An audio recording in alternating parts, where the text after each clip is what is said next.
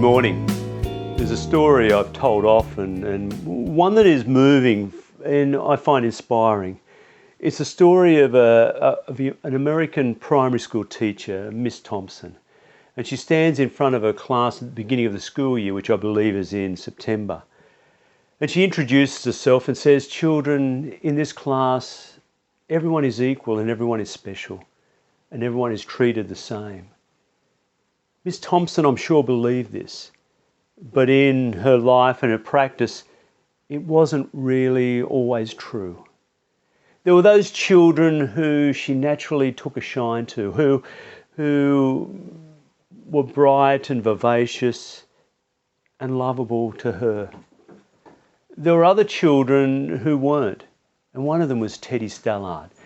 Teddy was a gruff little boy whose hair was always messed up and grubby, whose clothes were wrinkled and sometimes torn and dirty, who was sullen and spoke mainly in monosyllables. Teddy was not a very likeable boy, and Miss Thompson didn't really like him. She took a perverse satisfaction in putting big red crosses next to the mistakes in his homework, or a big F against the things he'd failed in. But Miss Thompson should have known better. Like most teachers, Miss Thompson had access to his records. In first class it says, "Teddy is a bright and vivacious boy, engaged and smart, doing really well, near the top of the class." In the second year it says, "Teddy's going well, but he's slipping a little bit. His mum is sick and dying of cancer. This is infecting Teddy." In third class it says, "Teddy has had a hard year. His mum died this year and Teddy's not coping very well. His grades are slipping and he's becoming less engaged." In fourth class it said, "Teddy is disengaged completely. Home life is terrible. He and his father are not coping with his mother's death. And he isn't engaged in the class.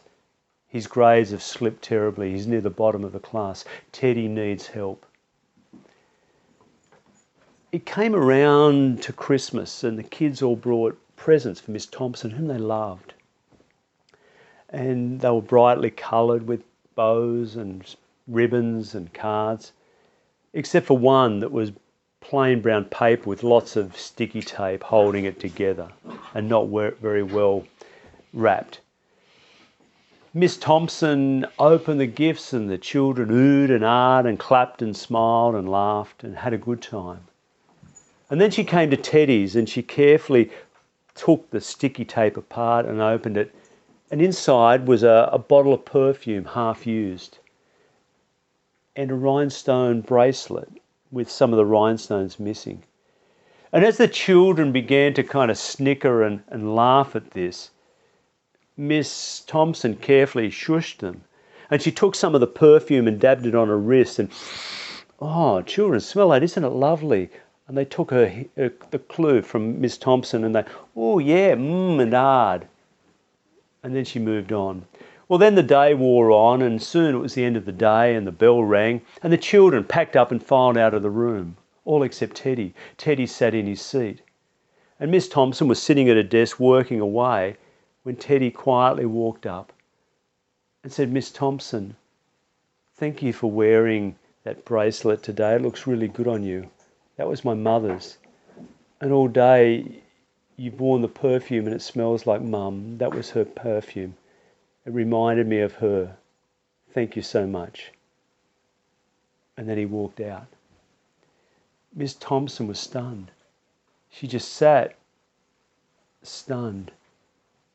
And then she put her head in her hands and cried. She sobbed long and hard. And as the tears began to quieten down and the sobs quietened down, she prayed. She prayed like she'd never prayed before. She prayed for forgiveness. She prayed for Teddy and all the children. She prayed for herself. The next day, the children filed into class and they had a new teacher. It was still Miss Thompson, but she was a new Miss Thompson. Whereas the old Miss Thompson saw children superficially and loved some and not others, this new Miss Thompson was different. She truly did see all the children in a special way, for who they were. And she went out of her way to get to know the children and what they needed and what their difficulties and troubles were.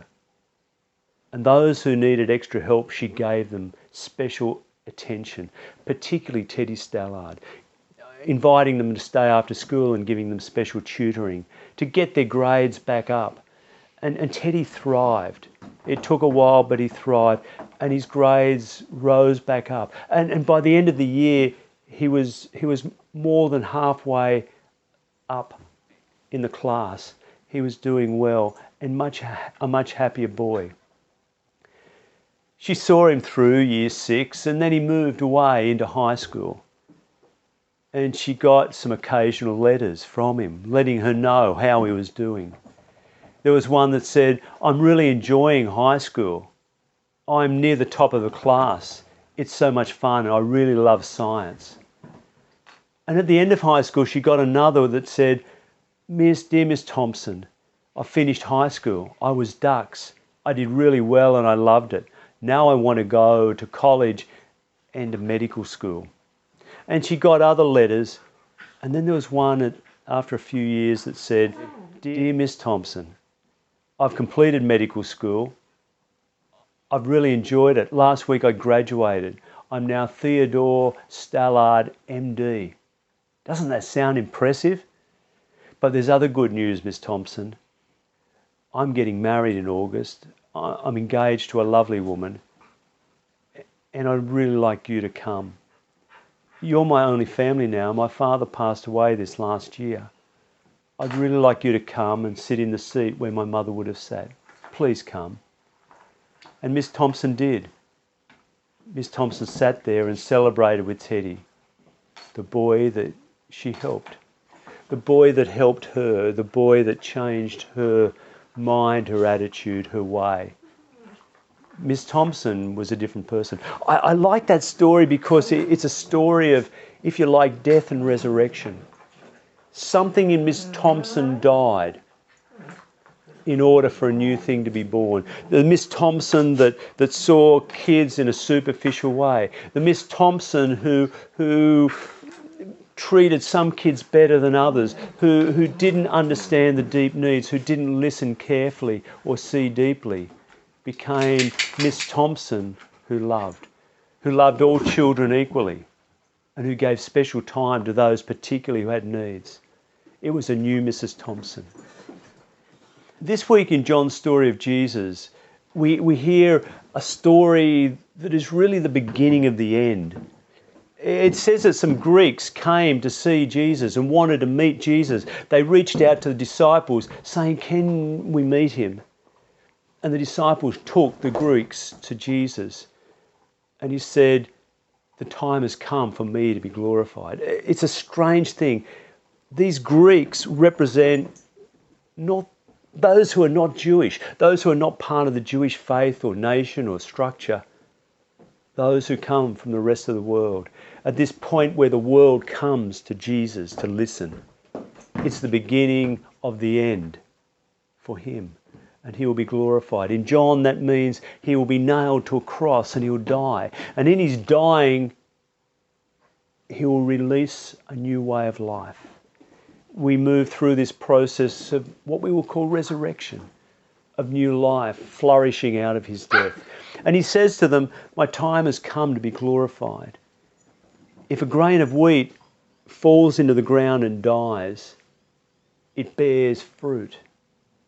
It grows into a new plant that has many more seeds and grains. If a seed doesn't, it remains just a seed.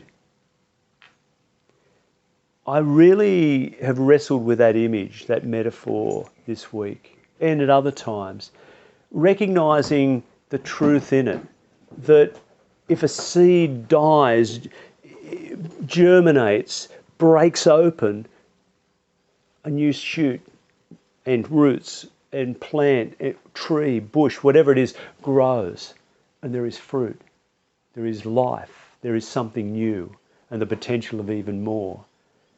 And that's what he's saying about life. If we allow ourselves to be broken open, he says, those who cling to their life, who hold their life, will lose it. Those who want their life won't have it. But those who let go and lose their life, for my sake in me, will find what John calls life eternal. Now that's not something after we die. It's the fullness of liberated whole life now, where we are. Life of awe and wonder, love and beauty and depth and meaning and purpose. It's life of the ages, which is imbued with eternity, if you like, with the wonder and love and grace that comes from beyond us. And as I think about life, my life and living, about the deaths that I've had to encounter, deaths of other people in my life and the grief that brings and what that means, the death of my grandfather that I guess first showed me that life is limited. The even harder death a few years later of my mother, and how that rocked me, and how I understood the depth of pain and recognised it in others, of how it changed me to see the world in a different way, but to see people in a different way, of the experience of marriage and moving from singleness to being in a couple, in a relationship where there's two who become one, and sharing life together in a new way, of having children and the change that happens when a child comes into your life, the wonder, the miracle, the beauty, the just the sheer joy, but also the responsibility, also seeing the world in a new way through their eyes, of seeing the beauty and the wonder of life again as if for the first time, but also the vulnerability of life, and recognising the vulnerability and the responsibility we have to care, and thinking of the bigger world and the well-being of our children and other children. And as we age, the limitations of body, but also recognising that I don't have to prove myself, as I might have when I was in my 30s or 40s, trying to be the person I could be, often looking at others and trying to replicate or do what they could do, rather than recognising what was good and true in me.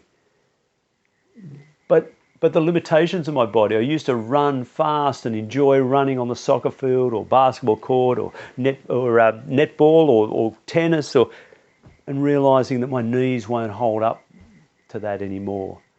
A good brisk walk is about it. Of recognising I can't do what I did before in the same way, but I can do other things. There's a dying in our lives, but also there's a kernel of a seed that needs to be broken open. The kernel of awareness that the world is a beautiful place, that there is beauty and connectedness in everything, of seeing the flowers, of seeing the night sky and the stars and the moon, or the early morning sun through the trees and the creek, of the squeaks and squawks and barks of our new little puppy that you've been hearing, or the joy and wonder of Nico, our older dog, their licks and pats and just how they want to be close to us. And in all of this, recognising, glimpsing the other, this otherness, this mystery and wonder that's at the heart of all things, this one we call God. And Jesus says, I will be lifted up, I'll be glorified, and all who look to me and to my way and follow in this way, to choose it, to die to self, to ego, to belief systems and things that hold us and lock us in, to, clinging to money and possessions and other things, power and prestige and whatever, and to trust God with my life and my being, and to learn to see through new eyes. That's what I'm invited into. And that's what Jesus invites us into, and what the journey of Lent leading us up to this dying, rising season of Easter which is a pattern for our lives of letting go in order to gain a new thing, of letting go again to grow more, to evolve and change and grow. This is the nature of the life that God calls us into. Will you follow in this way of Jesus?